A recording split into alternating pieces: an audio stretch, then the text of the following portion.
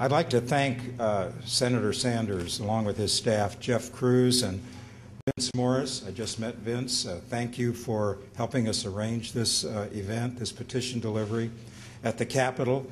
You know, we originally scheduled this for last Thursday. We had to cancel because of a snowstorm. You remember that? But we appreciate Senator Sanders' willingness to reschedule the event. And Senator Whitehouse, thank you for adjusting your schedule to be here this morning. Unfortunately, two other senators who had planned to be here last week had commitments this morning, Senator Brian Schatz and Senator Merkley, and they're unable to be here with us. We're also, as always, very happy to be joined by our terrific grassroots activist. Yellow T-shirts. Thank you again. And they're helping us fulfill our commitment to the millions of National Committee members and supporters across the country in delivering the petitions. Our members have signed petitions and letters to Congress asking for the protection of their hard-earned Social Security and Medicare benefits. They want to let Congress know that the majority of Americans believe it's time to improve benefits and protect the middle class. And today we're delivering their message. Over the past 2 years, we've collected 2 million signatures. 2 million. Our members have signed their names asking for no cuts to Social Security and Medicare. They've signed their names asking for a boost to Social Security benefits. They've signed their names asking that the chain CPI, you all remember that? That would shrink the annual cost of living adjustment, the COLA, that not be adopted. They've signed their names opposing privatizing Social Security.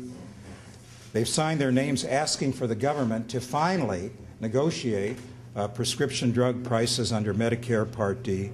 And finally, they've signed their names opposing raising the retirement age. And since the beginning of this Congress, when the House majority passed a rule that would, in effect, cut benefits for the disabled through the Social Security Disability Program, our members have been signing their names on letters and petitions telling Congress that Social Security is one system. Retirement, disability, survivor benefits, they're all part of the same insurance protection that workers pay for throughout their careers, and they have to be preserved. In the past 2 years, 2 million times, our members have let Congress know through these petitions that they need to respond to the will of the people, low-income people, middle-class people, working class, and start putting the needs of seniors first instead of offering proposals that would put Social Security, Medicare benefits at risk. Since the founding, I didn't know this until this morning, since the founding of the National Committee in 1982, our members and supporters have signed and we've delivered to the White House and the Congress 80 million petitions. Senator Sanders, the table wouldn't hold all those. But it's an astounding number, in my opinion. And the message has always been the same from day one. Social Security and Medicare are too critical, too successful to let politics get in the way of sound policy. The battle over these life-saving benefits goes on and on. Thankfully, the National Committee members can rely on Senator Bernie Sanders and Senator Sheldon Whitehouse to uphold good policy and help put the brakes on cutting these benefits. So we're here today to deliver these petitions, to reinforce these senators' efforts. And our petitions are an affirmation of the great work of both these senators and an affirmation of where the hearts, minds, and wallets of our Americans are positioned. So I want to emphasize that the expressed will of the American people in poll after poll, survey after survey, people of all ages, Democrats, Republicans, Independents, all support protecting Social Security and Medicare and oppose cutting these vital programs. And they support a variety of ways of doing that, including raising the wage cap on the amount of earnings subject to the payroll tax. That's what Americans want, and I believe and I know the senators believe this. It's time for Congress to start listening. So now I'm honored to turn the podium over to, and this is not an exaggeration, a legendary, I hope you're not embarrassed by that, a legendary leader in defense of Social Security and Medicare, Bernie Sanders.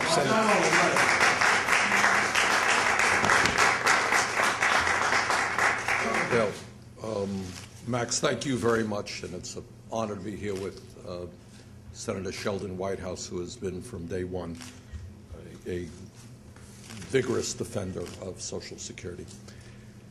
Before I get into my remarks, I just want to stress with you what I think all of you already know. What has been going on in this country in the last 40 years has been a shrinking of the middle class. Millions of working families all over this country are struggling to keep their heads above water economically. In my state of Vermont, and I have no doubt that it's true in Rhode Island and every other state in this country, we have elderly people who every single day make the choices about whether they're going to purchase the medicine that they need, whether they're going to heat their homes in a cold winter, whether they're going to buy the nutritious food that they need. And those are the choices and the reality of life for millions and millions of people. And as a great nation, that is not what we should be doing to some of the most vulnerable people in this country. And I want to thank all of you personally for your efforts to defend seniors, to defend people with disabilities, to defend vulnerable people, and protect them. That's what America should be doing, and I thank you so much for doing that. And I also want to thank the National Committee year after year for their outstanding grassroots work. That's how we turn things around, because you go out, you knock on doors, and you get petitions. Today, we have a retirement crisis.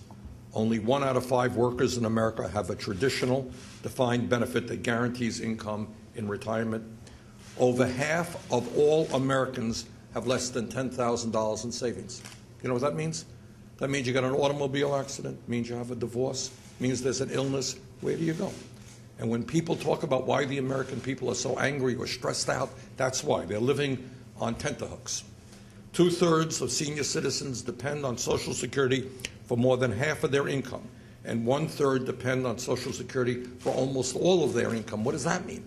It means that we have people in Rhode Island, in Vermont, Massachusetts, California. They're living on $13,000, $14,000 a year. Now, I'm not quite sure how you live on $13,000 or $14,000 a year. But one thing I do know damn well is that you don't cut those benefits, you expand those benefits.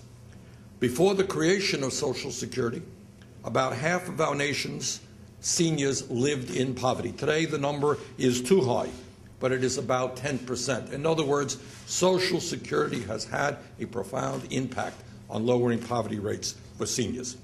Yet, despite this enormous success, the Republicans in the House made a rules change that will make it easier for them to make huge cuts to this enormously important and successful program. We have got to send a very clear and loud message, and that's what your petitions have done, to the Republican leadership in the Senate and the House. Stop manufacturing a crisis that does not exist in the Social Security disability insurance program. Stop trying to pit senior citizens on fixed incomes against the disabled. Stop rigging the rules to make it easier to cut Social Security benefits for the most vulnerable people in this country, while providing even more tax breaks for millionaires, billionaires, and the most profitable corporations in this country. What's going on now, and Sheldon and I are on the Budget Committee, what I have no doubt what we will see is an effort in one way or another to cut Social Security and Medicare, and at the same time give more tax breaks to people who are doing phenomenally well. Does anybody in America support that? Not really. But they get away with that because many Americans don't know what's going on. The skyrocketing increase in wealth and income inequality over the past 3 decades has not only hurt millions of Americans and caused the middle class to shrink, but it is also hurting Social Security. Today, the Social Security Trust Fund has a $2.8 trillion surplus. So when people tell you Social Security is going broke, you look them in the eye and you tell them they're not telling you the truth. Social Security can pay out every benefit owed to every eligible American for the next 18 years. But, listen to this, if income inequality had stayed at the same level as it was in 1983, in other words, we had not seen the shrinking of the middle class and the growth of millionaires and billionaires, Social Security would have $1.1 trillion more than it does today, and it would not just be solvent for the next 18 years, but for the next 38 years. You'll follow that. In other words, it's not just that income inequality is wrong unto itself. It has significantly hurt the lifetime of Social Security. Instead, more than $1.1 trillion has been pocketed by the wealthiest people in this country instead of going into the Social Security Trust Fund. This is the Robin Hood principle in reverse. What we're seeing is an effort to take money away from the most vulnerable people and give it to the people on top. And now we have the ugly situation that because inequality has reduced the Social Security Trust Fund and shortened its solvency, some of my Republican colleagues want to cut Social Security benefits to additionally hurt people whose wages have already declined. Follow that? It's a remarkable phenomenon. Social Security's lifetime gets reduced because of income inequality, and because it is reduced, they want to cut it even further. They are giving us two options: either cut Social Security disability benefits by 19% or cut the Social Security retirement benefits of current or future retirees. Let us be clear. Neither one of those choices are acceptable, and we're not going to accept them. Over the short term, we have got to do what has been done 11 times in the past under Republican presidents and Congresses and Democratic presidents in Congress. Rebalance funds between the Social Security Retirement Fund and the Disability Insurance Fund. Ain't a big deal. It's been done non-controversially year after year after year. Doing this would make sure that Social Security retirement benefits and disability benefits could be paid for the next 18 years.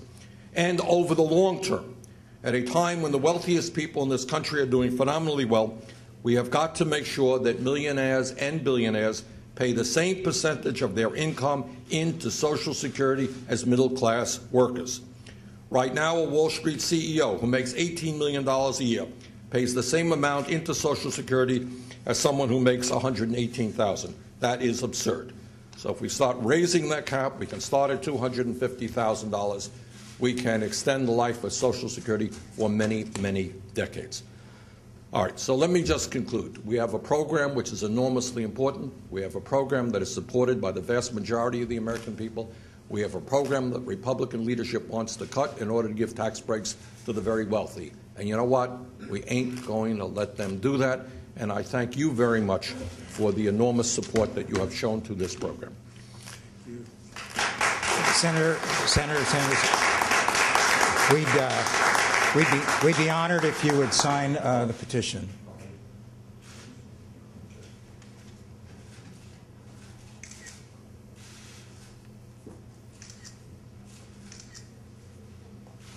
Thank you. Thank you.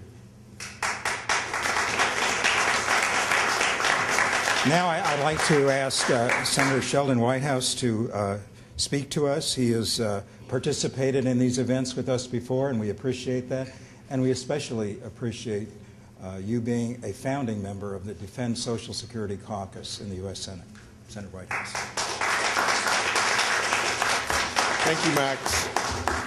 I'll start by saying what an honor it is to be here with Bernie Sanders, who has been, there's no stronger advocate for economic justice and for the American middle class than Bernie. And I was delighted to be a co-founder of his with the Defend Social Security Caucus, but clearly Bernie's impetus was behind it, and so I'm very, very, very grateful.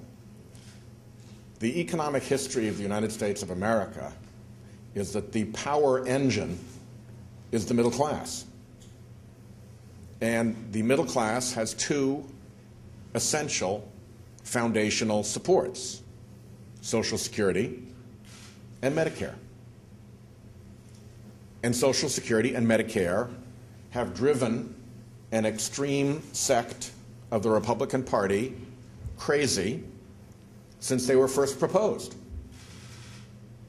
They've always opposed Social Security. They've always opposed Medicare. They invented the phrase socialized medicine back attacking Medicare when it was proposed. And that extreme sect now has become more and more powerful within the Republican Party. They know that these programs are popular, so they have to create crises in order to go at them. But if they can make Social Security unlivable for seniors, they can then take down the whole program. If they can make Medicare ineffective when a senior has a health crisis, they can then take down the whole program. And so behind the extremist sect are some pretty strong financial interests.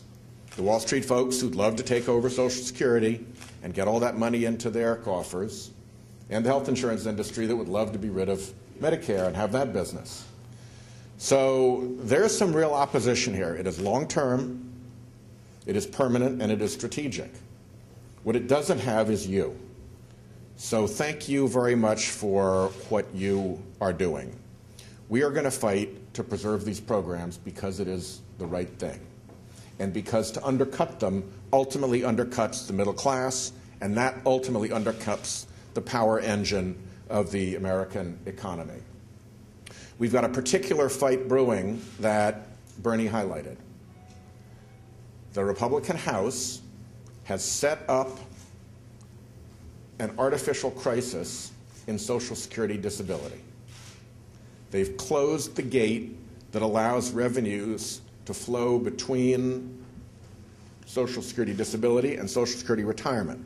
Not directly between them, but to adjust the inflow of revenues into those two programs so that they can create a problem in Social Security disability. What they haven't figured out is that there's a very obvious solution to that crisis. The very obvious solution to that crisis is that if you take the revenues of the payroll tax that go into Social Security and Medicare, which is now capped at $118,000. So if you're making millions of dollars, you don't contribute any more to the system than if you're a plumber making $118,000. You can reinstate that higher up the income chain. And if you reinstate it on income above $10 million per year, you can completely fund Social Security disability if you dedicate it to Social Security disability.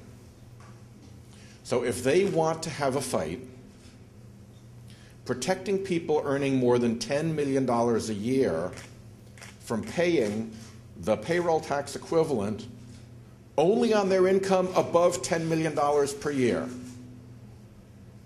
at the cost of having families who have disabilities and count on this program all around the country have a catastrophe, we've got to welcome that fight, because that would so clearly show where their priorities are and what percent of the American economy they are here to serve. So we couldn't do that without you. We couldn't do that without leaders like Bernie Sanders, and we couldn't do it without organizations like Max's that keep the pressure on. So thank you very much. This is a fight we should look forward to. As Bernie always points out, this is a fight for the conscience and the values of our country. And where I come from, the conscience and values of our country is that we need to get behind Social Security and Medicare and support them and protect them and indeed expand them. Thank you.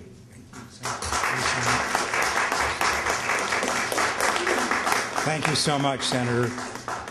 And now Pat Cotton, who has been an active volunteer for many years. We're going to ask her to share a few thoughts. Pat, please come up.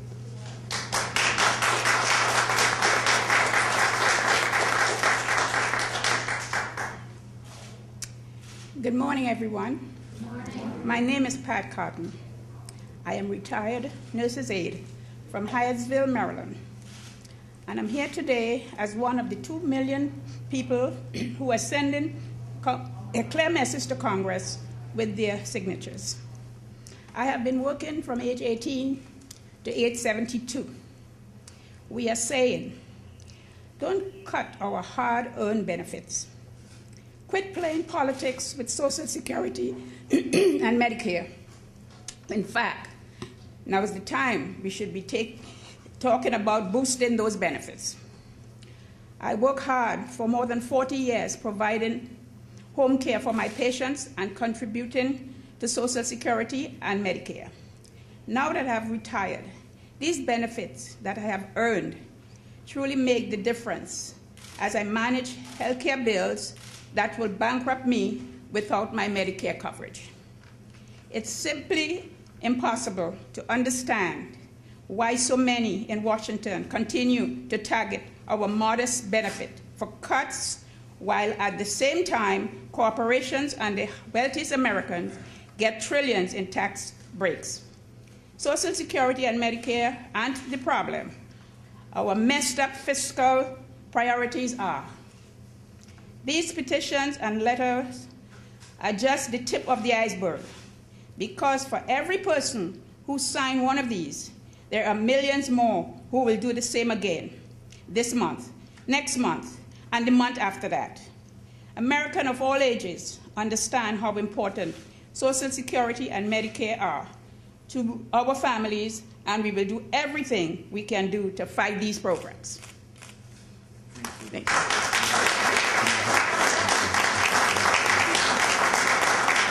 Thank you, Pat. Thank you so much, as always. Are there any questions? Any questions? I wanted to give Senator Sanders a printout of the petitions to your state, and same to Senator Whitehouse. Thank you. And let me just to make the record complete, Senator Whitehouse, after paying my plumber this past year, I think he's making more than $118,000. Just want to set the record straight. But thank you so much for coming and for all you've done for us. Thank you. Thank you, everybody.